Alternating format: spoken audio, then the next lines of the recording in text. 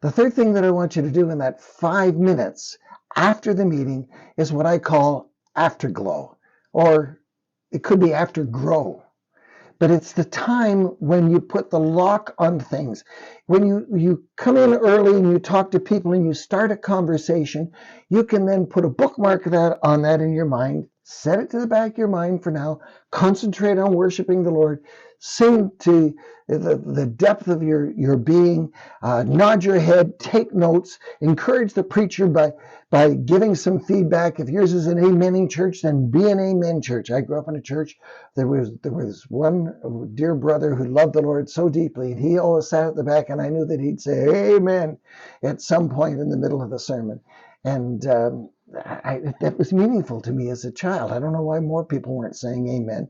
But, give some kind of response in the service itself, but afterwards, make sure that you turn it into an afterglow.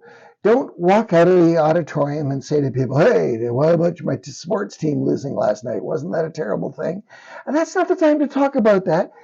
Poke somebody on the shoulder and say, you know what touched me this morning? It was just one word in the sermon. When we sang that song, I'd never noticed that particular verse of the song where it repeated this phrase over and over again. And it really struck me today. Did it strike you like it struck me? Have an afterglow conversation. Make sure that it's useful, that it is part of your ministry time.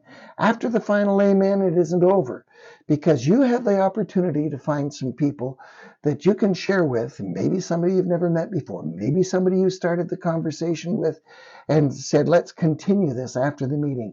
It's very important that you think of church as having an afterglow time for just 5 minutes. That's all it takes. And then after that, during that 5 minutes, you might set up a time to get together for coffee during the week or whatever else, but it's the hook that will actually lock in the message of the Lord in people's lives. Everybody else needs to know that you're taking God seriously, even if they're not.